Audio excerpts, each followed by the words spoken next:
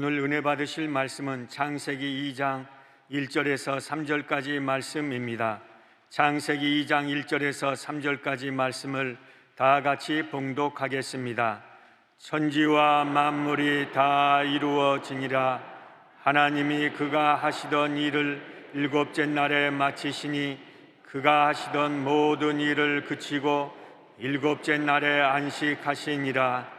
하나님이 그 일곱째 날을 복되게 하사 거룩하게 하셨으니 이는 하나님이 그 창조하시며 만드시던 모든 일을 마치시고 그날에 안식하셨음이니라. 아멘. 귀한 찬양 감사드립니다. 믿음으로 고백합니다. 오늘은 참으로 좋은 날입니다.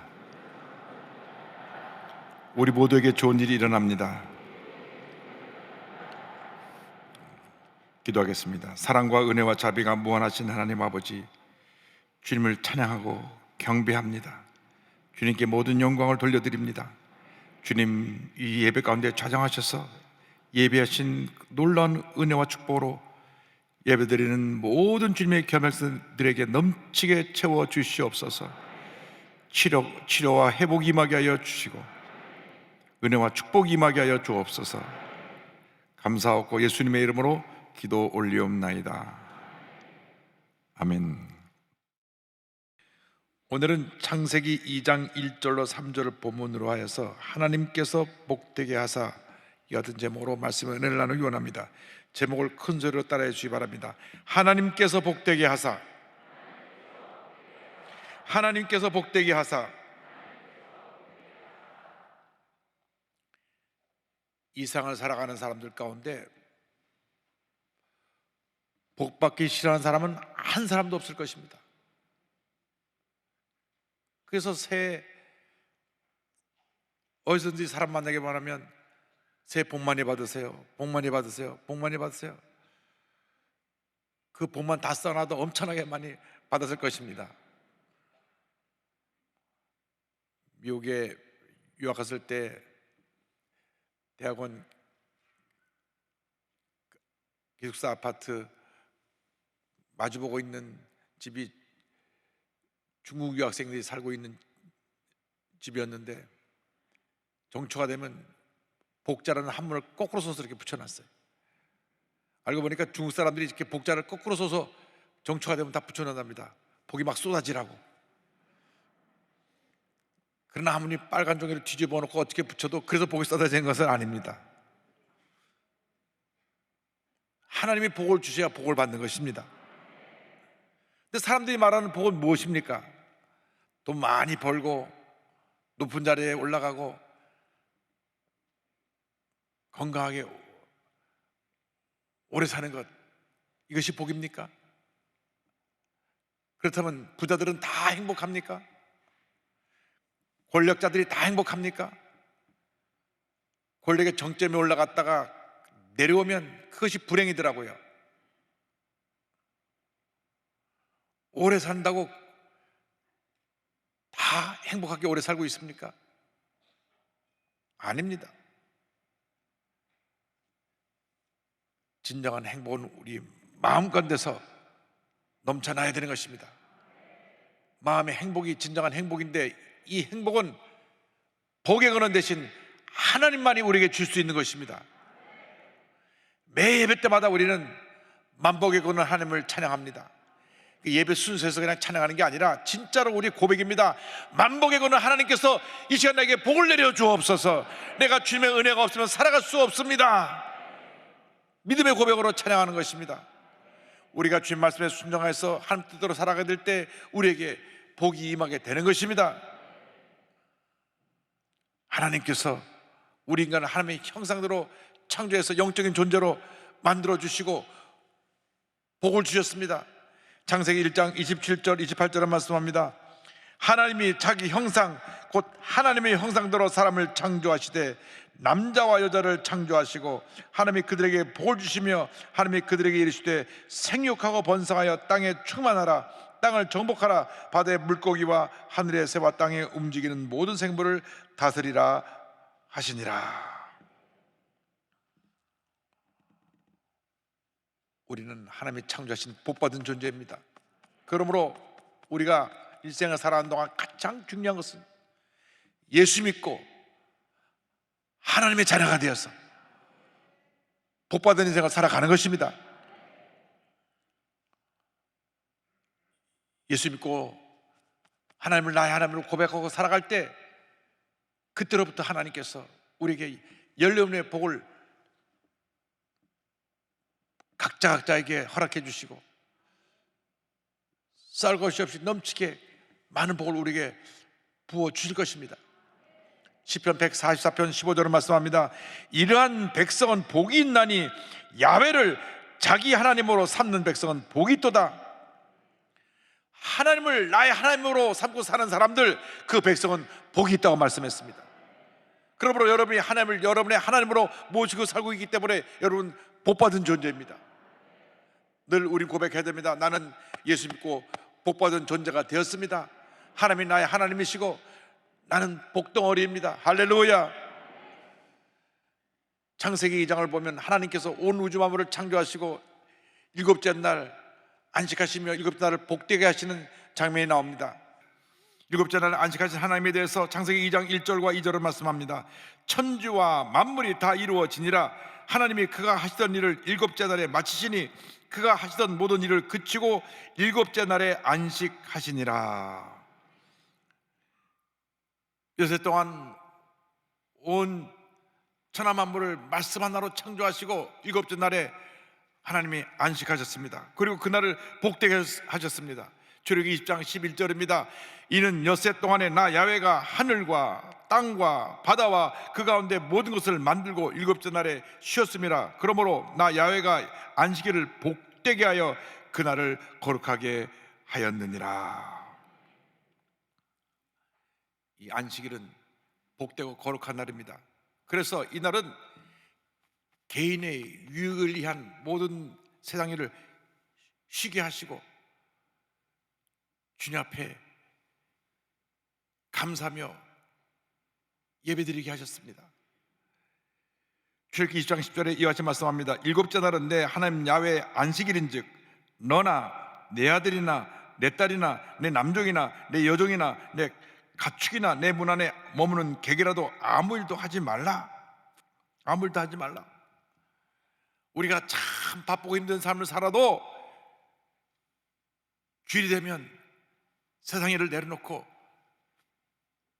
몸과 마음이 쉬어야 되는 것입니다. 예배를 드리고 영적으로 재충전해서 주님이 주신 그 영적인 축복을 가지고 한 주간 또 승리하며 살아가는 우리 모두가 되어야 하는 것입니다. 하나님께서 우리에게 주신 수많은 축복 가운데 안식일의 축복은 참으로 놀라운 축복입니다. 만일 안식일에 축복이 없었다고 하면 우리는 번아웃해서 피곤하고 지쳐서 일찍 세상을 다 떠날 수밖에 없었을 것입니다. 프랑스에서 무신론 혁명이 일어났을 당시 주일 예배를 없애버리기 위해서 열흘에 한 번으로 쉬는 날을 바꾼 적이 있습니다. 그리고 나니까 모든 생산량이 40%나 감소했습니다. 러시아 혁명 때는 레닌이 일주일을 8일로 바꿔왔더니 생산량이 30%가 줄었습니다. 하나님께서는 우리가 영육간의 건강한 모습으로 주님을 섬기며 승리하는 삶을 살기 위해서 이 주일을, 안식일을 선물로 주신 것입니다. 시편 118편 24절입니다. 이날은 야훼께서 정하신 것이라. 이날에 우리가 즐거워하고 기뻐하리로다. 우리가 일주일에 하루 안식일을 지킨다고 하는 것은 우리의 시간의 주인이 하나님 되심을 인정하는 것입니다. 구약 성경을 보면 첫 태생을 하나님께 바쳤습니다. 그것은 모든 생명의 근원이 하나님이 되신다는 것을 말씀하고 있고, 또 구약 성경을 보면 모든 수입의 11조를 하나님께 드렸는데 모든 물질의 주인이 하나님이신 것을 우리에게 보여주신 것입니다. 그러므로 우리가 안식을 지키고 하나님 앞에 영광 돌림으로 큰 복을 받는 주님의 자녀가 되어야 할 것입니다. 안식일은 주님께서 복 주시고 거룩하게 하신 날입니다. 창세기 2장 3절을 말씀합니다. 하나님이 그 일곱째 날을 복되게 하사 거룩하게 하셨으니 이는 하나님이 그 창조하시며 만드신 모든 일을 마치시고 그날에 안식하셨음이니라. 이 날을 복되게 하시다고 주님 말씀하셨습니다. 주님 앞에 예배드리는 자가 그 복받은 인생을 살게 되는 것입니다. 안식일의 주인이신 예수님께서 일요일에 부활하셔서 지금은 일요일이 안식일 주일이 되었습니다. 마태복음 12장 8절입니다. 인자는 안식일의 주인이라 하시니라. 마가복음 16장 9절입니다. 예수께서 안식 후 첫날 이른 아침에 살아나신 후 전에 7 귀신을 쫓아내어 주신 막달라 마리아에게 먼저 보이시니, 예수님 당시까지만 해도 토요일 날을 안식으로 지켰는데 예수님이 안식 후 첫날에 부활하심으로 그들로부터 모든 초대교회 전통이 주일날 일요일에 예배를 드리는 전통으로 바뀌어졌습니다.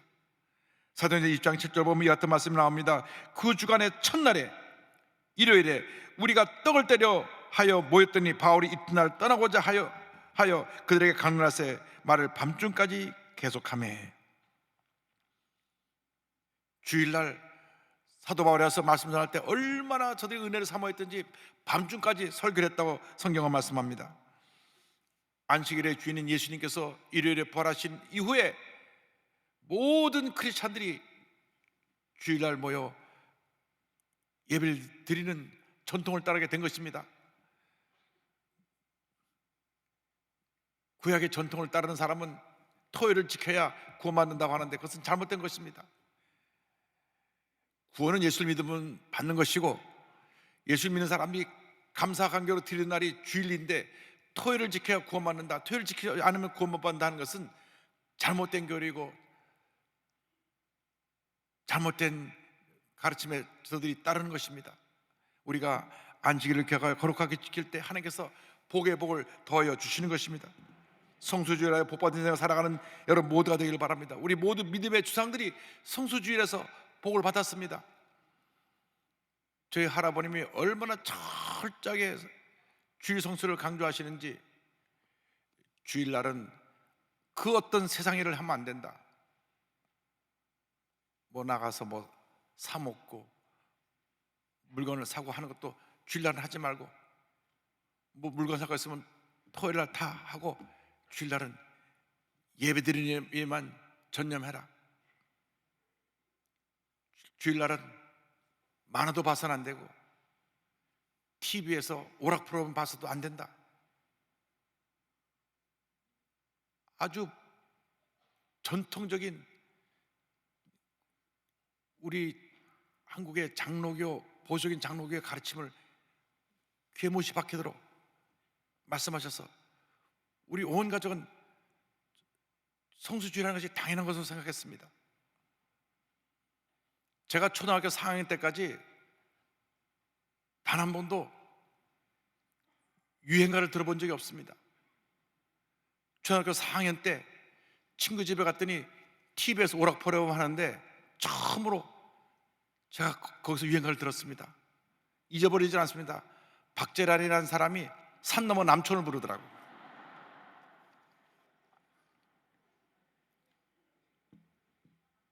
지금 부르진 않겠습니다. 하여간 제가 태어나서 제일 처음 들은 곡이 그 곡이기 때문에 아, 저런 노래도 있구나, 그렇게 제가 생각했던 기억이 납니다. 성수주의라면 유명한 사람이 있습니다. 존 와나메이커라고 하는 미국의 최신부 장관입니다. 미국의 크리스천 사업가며 마케팅이라고 하는 분야를 개척한 분입니다.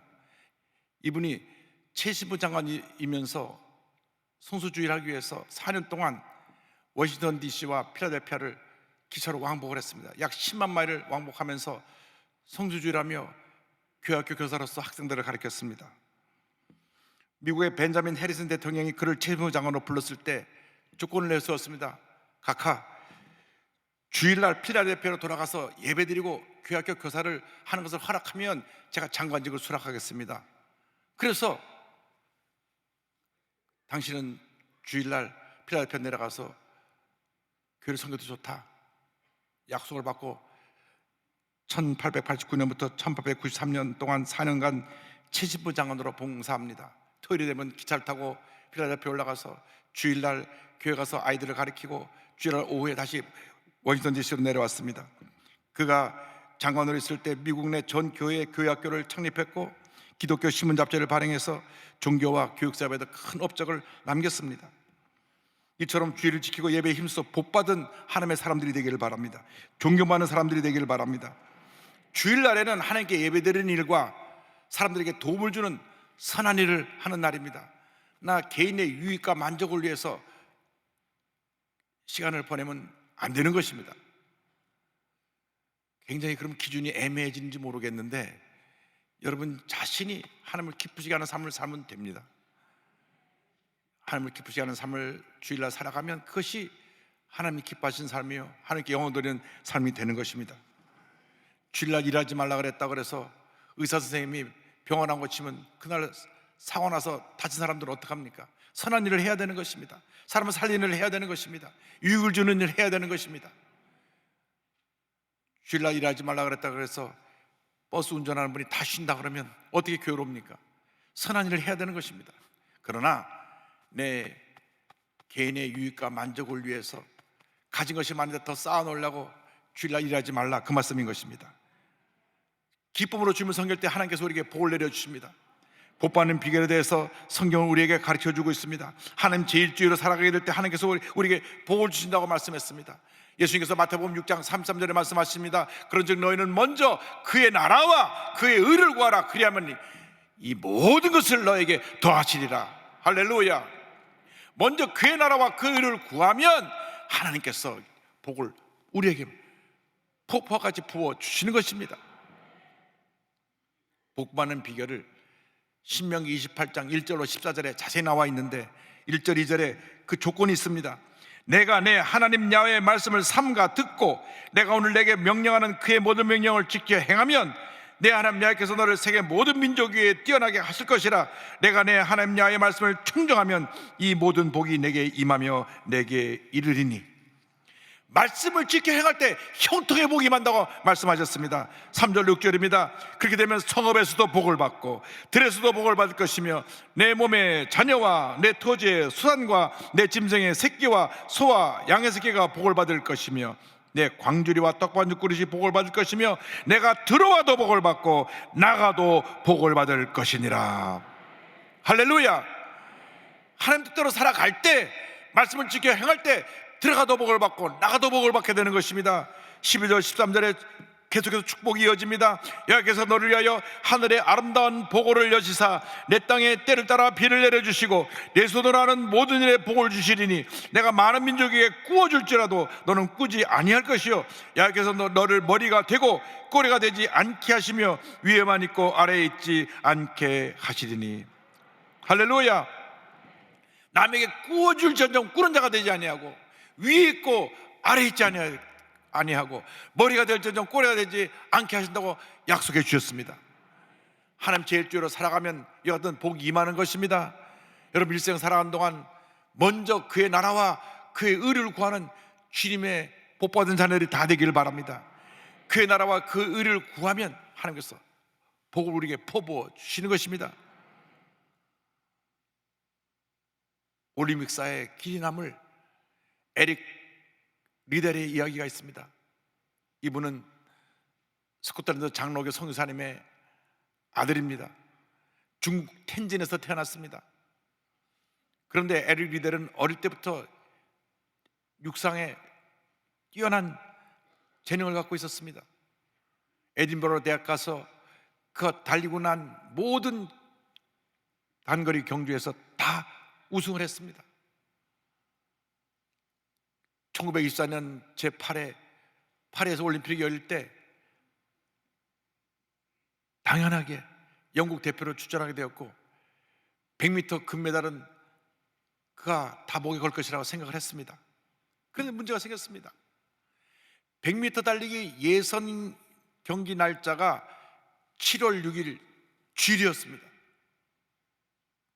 선교사님 자녀로 철저하게 성수주의를 하던 에릭 리델은 일정표를 보고 얘기했습니다. 저는 주일에는 달리지 않겠습니다. 영국 스포츠산이 발칵 뒤집혔습니다. 영국 왕세자가 와서 그를 설득하게 됐습니다. 그러나 그는 요지부동이었습니다. 영국 매스컴에서는 조계의 명예를 버린 위선자라고 그를 공격했습니다. 하지만 그의 결정을 번복할 수 없었습니다. 그래서 100m 경주에 그의 라이벌인 영국의 헤럴드가 나서 금메달을 목에 걸었고, 그는 그 다음에 주일이 아닌 평일날 나가서 자기 주종목이 아닌 200m에 나가 동메달을 목에 걸고, 며칠 후에 400m 경주에 나가게 됩니다. 원래 단거리 선수가 이렇게 자기의 주용기간인데 나가서 최고의 실력을 발휘할 수가 없습니다. 그런데 그는 나갈 때 이사야서 40장 말씀을 붙들고 나갔습니다. 소년이라도 피곤하며 곤비하며 장정이라도 넘어지며 쓰러지되 오직 이 아이를 앙망하는 자는 샘을 얻으리니 독수리가 날개치며 올라간 같을 것이요 다른 박제라 해도 곤비하지 아니하겠고 걸어가도 피곤하지 아니하리로다. 그러나 모든 사람들, 스포츠 전문가까지도 에릭 리델이 이 300m 나가서 절대로 좋은 성적을 거두지 못할 것이다. 이유는 그가 100m 달리기 하듯 달려나가면 처음에 잘 달려나가지만 중간에 힘이 빠져서 뒤로 처지게 될 것이다.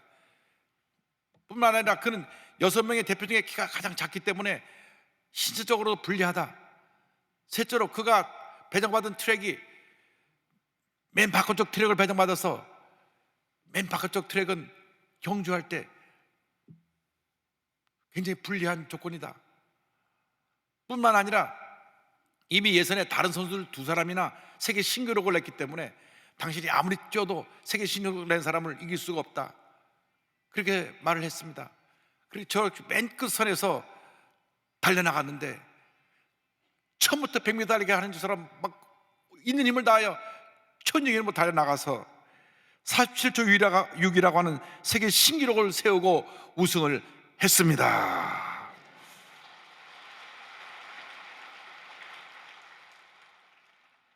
저 기록은 16년 동안 깨지지 않았다고 합니다. 얼마나 그런 빠른 속도로 달려나갔든지 모두가 놀라서 물었습니다. 그런 놀라운 속도를 중반에도 계속 유지할 수 있었던 비결이 무엇입니까? 기자들이 물을 때 대답했습니다. 그 비결은 간단합니다. 처음 200m는 저의 최선을 다해 달린 것이고 나머지 200m는 하나님의 도우심으로 달린 것뿐입니다. 제가 끝까지 달릴 수 있었던 힘은 오직 그리스도를 위해 살고자 헌신한 제 마음으로부터 온 것입니다. 할렐루야!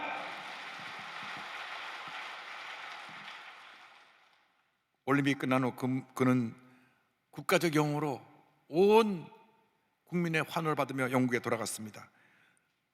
그때 주님 말씀하십니다. 내가 받은 메달보다 더 위대한 메달, 더 위대한 영광이 있다. 너는 복음의 영광을 위하여 살아가라. 그는 24살의 나이에 모든 것을 내려놓고 아버지의 뒤를 이어 중국으로 건너가 선교사로 사역을 합니다. 텐진을 비롯한 산동반도 곳을 다니며 농촌 지역에서 복음을 전하다가 일본군에 붙잡혀서 스파이 누명을 쓰고 수용소에 감금되었는데 그 열악한 환경 속에서도 복음을 전하다가 그곳에서 제2차 세계대전 끝나기 얼마 전 순교합니다. 43살의 나이로 그의 꽃다운 인생을 마무리했지만 그는 위대한 하나님의 사람으로 큰 업적을 남게 된 것입니다. 그 비문에 이렇게 쓰여져 있습니다. 하나님의 영웅 에릭 리델 여기에 잠들다. 그의 이야기는 불의 전차라고 하는 영화로도 제작이 되었습니다. 여러분 모두의 삶이 에릭 리델처럼 하나님 앞에 귀하게 아름답게 쓰이게 되기를 바랍니다. 하나님 제일주의 삶을 살아가게 될 때, 하나님 뜻대로 살아가게 될 때, 하나님 먼저의 삶을 살아가게 될 때 하나님께서 이 같은 복을 주시고 위대한 하나님의 사람으로 세워 주실 것입니다. 약속의 말씀 잡고 믿음으로 돈 전쟁에 나갈 때 하나님께서 여러분 앞에 시온의 대를 열어주시고 놀라운 은혜와 축복과 기적으로 넘치게 채워줄 것입니다. 여러분 인생은 한 번뿐입니다. 후회 없는 인생을 살게 되길 바랍니다. 보람 있고 의미 있고 위대하고 아름답고 존귀한 존재로서 쓰임받는 그런 일생을 살아야 되기를 주님의 이름으로 축원합니다. 주님, 우리도 그렇게 살게 하여 주셔서 하나님 영광에 아름다운 흔적을 남기는 우리 모두가 되게 하여 주옵소서. 지금까지는 나 자신을 위해 살아왔지만 앞으로 남은 여생 주님의 영광에 살다가 장차 주님 앞에 설 때 잘하였도다 착하고 충성된 자와 칭찬받는 저희 모두가 되게 하여 주옵소서. 주 앞에 충성한 헌신을 다짐하면서 우리가 찬양으로 고백합니다. 십자가를 질 수 있나 주가 물어보실 때 죽기까지 따르오리 저들 대답하였다.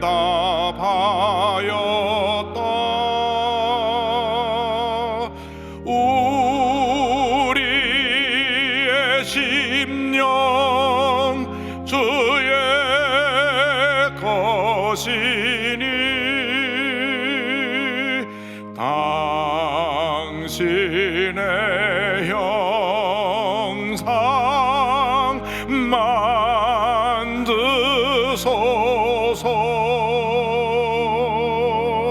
주 인도 따라 살아갈 동안 사랑과 충성 늘 바치오리다.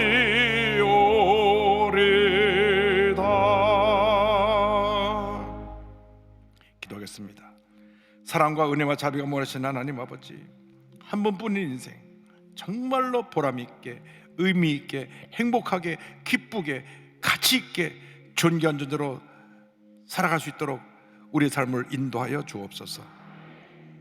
감사하고 예수님의 이름으로 기도 올리옵나이다. 아멘.